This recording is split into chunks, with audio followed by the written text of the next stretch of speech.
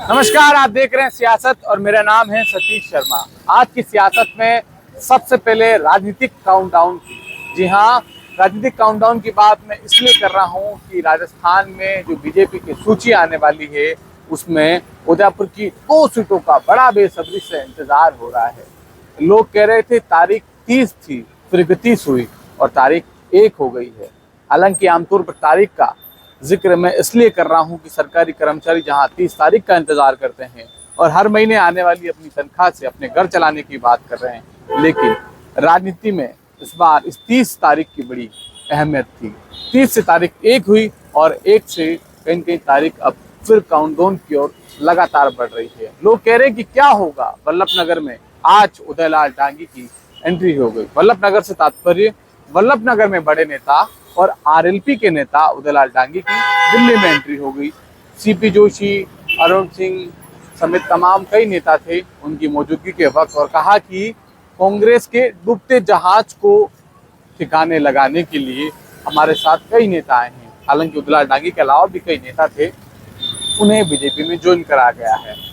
लेकिन उदयलाल डांगी के आने के साथ सबसे ज्यादा चर्चा ये हो रही है कि क्या उदयलाल डांगी वल्लभनगर सीट से चुनाव लड़ेंगे, या उन्हें पार्टी मैदान में उतार रही है, या फिर उन्हें यहाँ से मैदान में नहीं उतार कर डांगी कार्ड खेलते हुए पुष्कर डांगी के सामने उतारा जाएगा।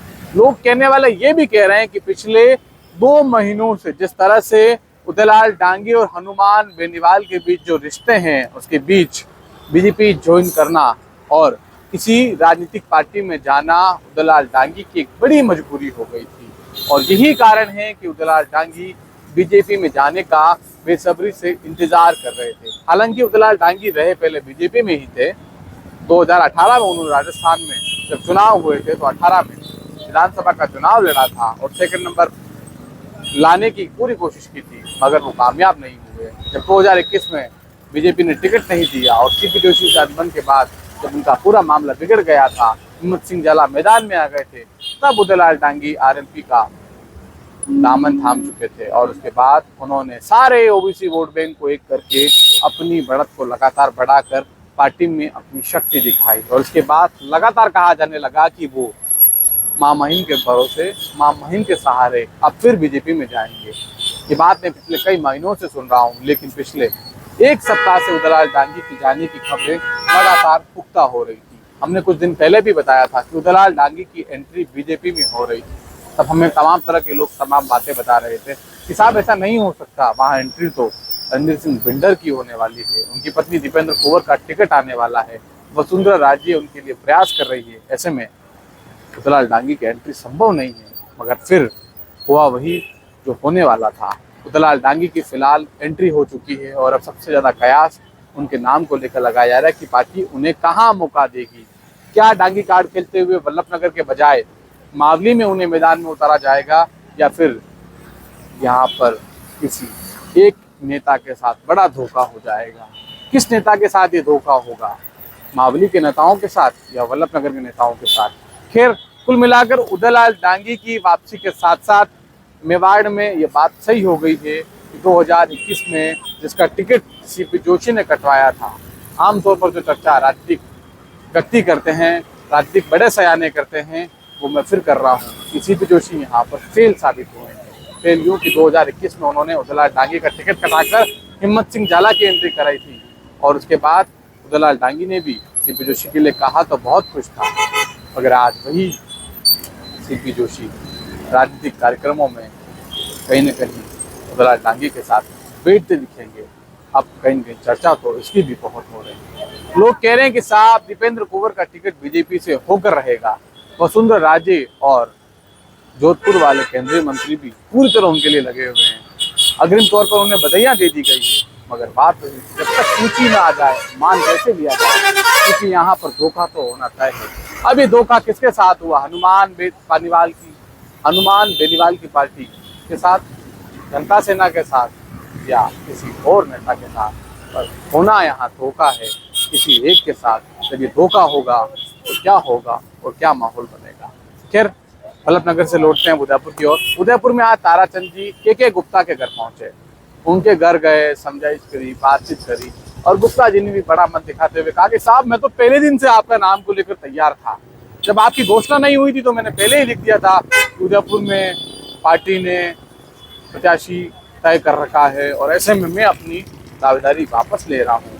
अग्रवाल समाज को साधने की नीयत से पहुंचे ताराचंद जैन वहाँ मिले तो बड़ी आत्मीयता से मिले, कहा कि भूले शिकवे भुला लिए जाए और समाज के साथ अब आपको बीजेपी के लिए काम करना है और बीजेपी के लिए जब आप काम करेंगे तो उसका असर कहीं कहीं मेरी जीत के रूप में दिखेगा।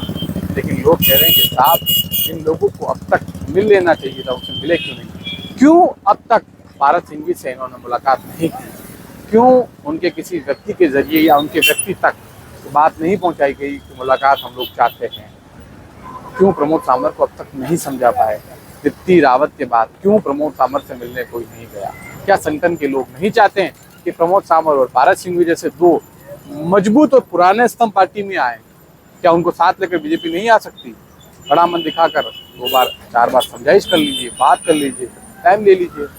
लोग कहने वाले ये भी कह रहे हैं कि समझाइश का दौर चलेगा मगर ये नामांकन के बाद चलेगा, हो सकता है उसके बाद पारस सिंघवी को समझाने और प्रमोद सामर को समझाने ताराचंद जी चाहें, मगर मैं कह रहा हूँ साफ देर हो जाएगी और इस देर को समझना जरूरी है।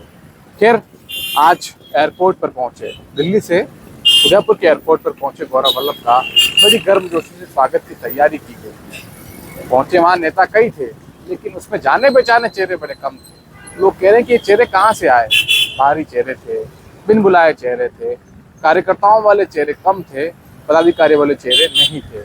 ऐसे में लोग कह रहे हैं कि साहब गौरव वल्लभ का टिकट भले ही हो गया हो मगर स्थानीयों से लड़ना और स्थानीयों को मना पाना अब बड़ी चुनौती है।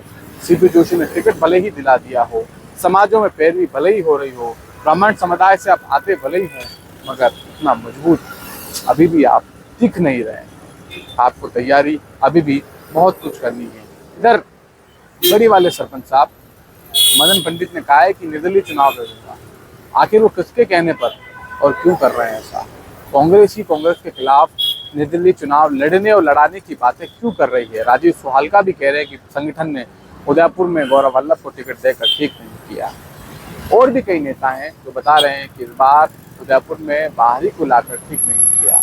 अब जब टिकट हो गया है मान जाना चाहिए। और सीपी जोशी के 2 बड़े सिपा सलाह दिनेश श्रीमाली और वीरेंद्र वैष्णव कहाँ हैं, बाजार में दिख क्यों नहीं रहे? लोग कह रहे हैं क्या वो इस बार गौरव वल्लभ के साथ नहीं है या इसके पीछे भी कोई बड़ी राजनीति है या वो उदयपुर के बजाय फिलहाल कहीं अपना ध्यान नाथद्वारा में लगा रहे हैं। खैर बातें बहुत कुछ है लेकिन बातें वही जो आज मेवाड़ी की कहावतों में हो रही है। मैं कुछ देर पहले एक चाय की थड़ी पर बैठा था।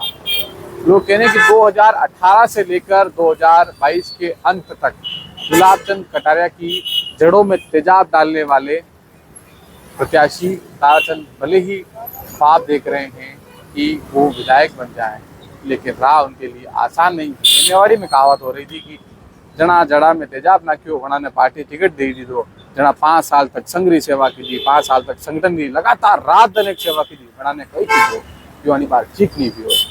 बात कहने वाली गौरव वल्लभ की भी थी कि साहब टिकट मिल गया है, टिकट मिल गयो है मगर कौन मिलवा वाते दिल्ली और जयपुर जाएगा अनी करता उदयपुर अखनी लोकल आदमी ने देता और लोकल लार ले मैंने जीता था तो प्रयास करता तो ठीक रहता। तो इस तरह की चर्चाएं तमाम खड़ियों पर हो रही है लेकिन आने वाले दिन बड़े महत्वपूर्ण हैं।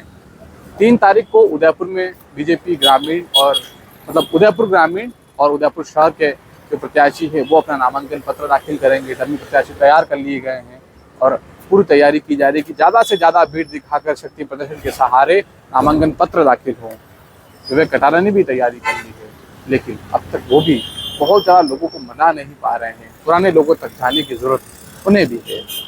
फिलहाल आज की सियासत में इतना ही, मगर फिर जाने से पहले बात मैं कर रहा हूँ कि लोग टकटकी लगाए इंतज़ार कर रहे हैं कि वल्लभ नगर में कौन और मावली में कौन, लेकिन यहाँ किसी एक के साथ किसी 2 के साथ धोखा होना तय है और ये जीत कहीं ना कहीं गुलाब चंद कटारिया की है क्योंकि उदलाल की एंट्री के साथ ही गुलाब चंद कटारिया की फिर जो संगठन में निष्क्रियता कुछ सीटों पर दिख रही थी वो फिर सक्रियता के रूप में बदल गई है। नमस्कार।